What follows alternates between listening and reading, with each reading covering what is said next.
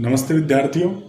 आज हम अपने विज्ञान की 31वीं वीडियो में मिल रहे हैं और आज हम अपने अम्ल और क्षार के बारे में बातें करेंगे और हम 5वें अध्याय पर चल रहे हैं।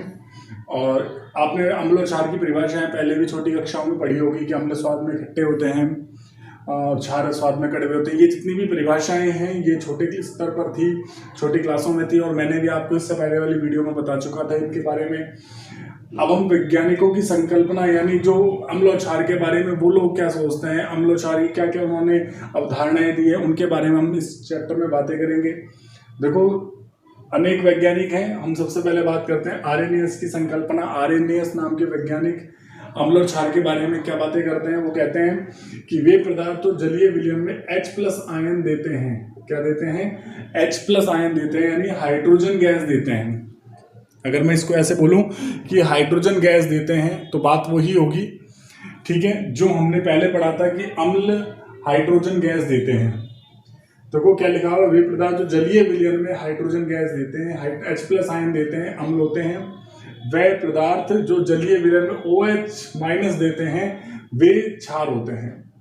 यानी जो प्लस का दान करते हैं, हाइड्रोजन प्लस का दान करते हैं, वो तो होते हैं अम्ल, और जो OH- देते हैं वो क्या कहलाते हैं?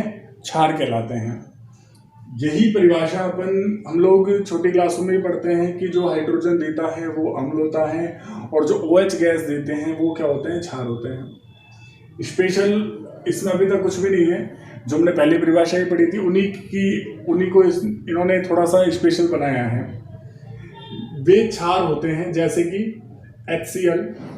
यहाँ पर दो हैं, एक तो मैंने अम्ल की उदाहरण लिखा है और एक क्षार का उदाहरण लिखा है। HCl, H+Cl। यहाँ पर ये आपको हाइड्रोक्लोरिक अम्ल दिख रहा है। हाइड्रोक्लोरिक अम्ल में OH तो है ही नहीं भाई, OH है ही नहीं तो ये देगा भी नहीं OH। अम्ल से क्रिया कर ले, क्षार से क्रिया कर ले, धातु से क्रिया कर ले, तो जब इसके पास ऑक्सीजन है ही नहीं तो ये देगा ही नहीं। तो इसका मतलब ये निश्चित रूप से क्या है? ये अम्ल है। और देखो इस वाले विलयन में, इस वाले अपन अगर प्रोडक्ट में देखते हैं NaOH, सोडियम हाइड्रोक्साइड। O जो है वो H के साथ जुड़ा हुआ है। O के अंतिम कक्षा में 6 इलेक्ट्रॉन होते हैं। O के अंतिम कक्षा में कितने इलेक्ट्रॉन होते हैं? 6 इलेक्ट्रॉन होते हैं। एक इलेक्ट्रॉन इससे लेता है ये सोडियम से। सोडियम के अंतिम कक्षा में 11 इलेक्ट्रॉन होते हैं। एक इलेक्ट्रॉन ये इसको दे देता है सोडियम ऑक्सीजन को, और हाइड्रोजन के अंतिम कक्षा में 1 इलेक्ट्रॉन होता है। तो ये दोनों इसको 1-1 इलेक्ट्रॉन दे रहे हैं, इसलिए ऑक्सीजन क्या बीच में है और ऑक्सीजन जो है वो हाइड्रोजन से बंध बनाकर रखता है इसमें। और सोडियम जब ये इससे अलग होता है तो सोडियम प्लस हाइड्रोक्साइड बन जाता है और OH इसमें से क्या हो जाता है? अलग हो जाता है। क्योंकि ये किस में दे रहे हैं? जलीय विलयन में। जब ये जल में मिलते हैं तो इस सोडियम के साथ सोडियम और जो हाइड्रोक्साइड है उसका जल में क्या हो जाता है? विघटन हो जाता है, अपघटन हो जाता है उसका। उसमें समझ में आ रही है बात आपके? वैसे ये वाला जो फॉर्मूला था उसमें क्या था? H जो था वो अंतिम कक्षा में 1 इलेक्ट्रॉन रखता है, Cl अपने अंतिम कक्षा में 7 इलेक्ट्रॉन रखता है। तो ये भी अपना अष्टक पूरा करना चाहता है, इसीलिए ये हाइड्रोजन को अपने साथ रखता है। लेकिन जैसे ही जलीय विलयन में डालते हैं, आपको पता है जल का सूत्र होता है H2O, और जैसे ही जल का सूत्र H2O है वहां तो पहले से ही हाइड्रोजन बहुत सारे हैं वहां पर, इसीलिए ये वहां पर क्या हो जाता है? विघटित हो जाते हैं और हाइड्रोजन क्लोरीन से क्या हो जाता है? अलग हो जाता है। तो ये वाला जो फॉर्मूला है ये तो H+ ही देगा क्योंकि इसमें O है ही नहीं, और ये वाला जो फॉर्मूला है ये OH ही देगा क्योंकि O जो है वो H से बंध बनाए हुए होता है। देखो क्या लिखा हुआ है? कुछ अम्ल जल में पूर्णतः घुल जाते हैं, पूर्णतः आयनित हो जाते हैं, वो होते हैं प्रबल। जो जल में पूरी तरह से घुल जाते हैं, आयनित हो जाते हैं, वो सब क्या कहलाते हैं? प्रबल कहलाते हैं। जैसे HCl and HNO3, ये तो है अपना वही हाइड्रोक्लोरिक अम्ल। और ये कौन सा अम्ल हो गया? नाइट्रिक अम्ल है ये। HNO3 के साथ क्या जुड़ा हुआ है? HCl है, दोनों एक साथ हैं। ये दोनों क्या है? प्रबल हैं। क्योंकि ये उदाहरण याद रखना, पेपर में पूछ लेते हैं कई बार कि प्रबल अम्ल, दुर्बल अम्ल, कॉलम मिलाने वाले प्रश्न आ जाते हैं, तो उस समय आपको ये याद होनी चाहिए। दुर्बल अम्ल क्या होते हैं? दुर्बल अम्ल वे होते हैं जो जल में पूर्णतः आयनित नहीं होते हैं। देखो आप ध्यान रखें, इनमें ऑक्सीजन की संख्या कम है। इनमें क्या है? ऑक्सीजन की संख्या लगभग कम है, ठीक है। हाइड्रोजन की संख्या इसमें ज्यादा है। ये वाला जो फॉर्मूला है ये कैसा है? दुर्बल है। ये पूर्णतः जल में आयनित नहीं होता है। आप इस प्रकार से याद रखें और एक उदाहरण दोनों का याद रखें। कम से कम एक उदाहरण आपको याद होना चाहिए। उसी प्रकार से क्षार की परिभाषाएं बनती हैं। वे क्षार जो जल में पूर्णतः आयनित हो जाते हैं वो प्रबल क्षार होते हैं। जो जल में पूर्णतः आयनित हो जाते हैं वो क्या होते हैं? प्रबल क्षार। और जो जल में पूर्णतः आयनित नहीं होते हैं वो क्या होते हैं? दुर्बल क्षार। इसी का अकॉर्डिंग इनकी परिभाषाएं बनेगी, इसलिए मैंने बोर्ड पर लिखी नहीं है, आप उसको लिखेंगे। प्रबल क्षार के उदाहरण KOH, NaOH, potassium hydroxide. Potassium आप जानते हैं बहुत सक्रिय धातु होती है। और सोडियम हाइड्रोक्साइड, सोडियम भी बड़ा सक्रिय होती है। पोटेशियम और सोडियम दोनों को चाकू से भी आसानी से काटा जा सकता है। जितनी ये सक्रिय होती है उतनी नरम भी है। और दुर्बल क्षार क्या है? NH4OH, NH4OH और MgOH2, मिल्क ऑफ मैग्नीशिया। पेट में अति अम्लता होने पर इसे दवाई के रूप में उपयोग में लिया जाता है, मिल्क ऑफ मैग्नीशिया। ठीक है। इसके बाद ब्रास्टेड व लॉरी के अनुसार, अभी तो हमने जो पढ़ा था वो ऑरेनियस के अनुसार था। आर्नियस से कहते हैं कि जो हाइड्रोजन देते हैं, हाइड्रोजन आयन देते हैं वो अम्ल है, और OH- जो देते हैं वो होते हैं? क्षार होते हैं। ब्रास्टेड लोरी क्या कहते हैं? दो वैज्ञानिक थे, ब्रास्टेड व लोरी।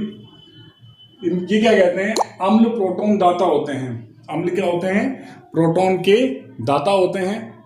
तथा क्षार जो होते हैं प्रोटॉन के ग्राही होते हैं। प्रोटॉन यानी प्लस, प्रोटॉन यानी प्लस। जो प्लस दे रहा है वो क्या है? अम्ल है।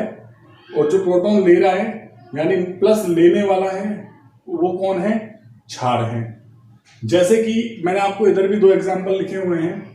आपको ध्यान क्या रखना है? थोड़ा सा एक लाइन याद रखनी है। एक लाइन में मैंने परिभाषा लिख दी है। जो प्रोटॉन देता है अम्ल है, लेता है क्षार है। प्रोटॉन देता है जो वो क्या है? अम्ल है।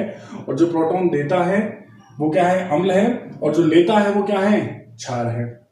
देखो H2O प्लस NH3 अमोनिया जब जल में से क्रिया करता है तो एक इसके पास हाइड्रोजन बढ़ जाता है। हाइड्रोजन का बढ़ना यानी हाइड्रोजन किस में होता है? प्लस में होता है। अभी बात हुई थी अपनी यहाँ पर, जब हाइड्रोजन किस में होता है? प्लस में होता है।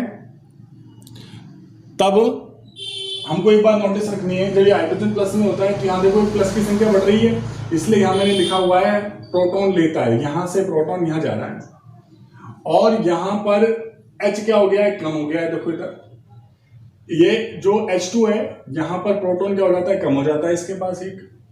उसी प्रकार इसमें नीचे वाले में देखेंगे आप HCl है, यहाँ पर HCl है तो HCl में से H इसका क्या हो गया? गायब हो गया है। और ये H इधर आकर जुड़ गया है, जो कि यहाँ पर पहले H2O था वो H3O हो गया है। तो ये प्रोटॉन को क्या कर लेता है? ले लेता है। और ये प्रोटॉन को क्या करता है? देता है। अब जो प्रोटॉन दे रहा है वो क्या है? अम्ल है। HCl मैंने बोला था अम्ल है। और ये क्या है? ये प्रोटॉन को लेने वाला है, तो ये क्या कहलाता है? ये क्षार कहलाता है। ठीक है। यहाँ पर जो मैंने ऊपर वाला उदाहरण है H2O प्लस NH3 और NH4 प्लस OH, ये जो मैंने अभिक्रिया लिखी है इसमें यहाँ जल प्रोटॉन का दाता है। यहाँ जल क्या है? प्रोटॉन का दाता है। ये प्रोटॉन देकर संगत OH जो होता है, संगत क्षार जो OH है इसके साथ में जुड़ा हुआ है, उसे संयुग्मी क्षार कहते हैं, उसमें बदल जाता है। संयुग्मी क्षार कहते हैं, इसके साथ सहयुग्म बना के रखता है। और जो अमोनिया है वो प्रोटॉन का क्या है? ग्राही है। अमोनिया जो है यहाँ पर क्या है? ये प्रोटॉन का ग्राही बन रहा है।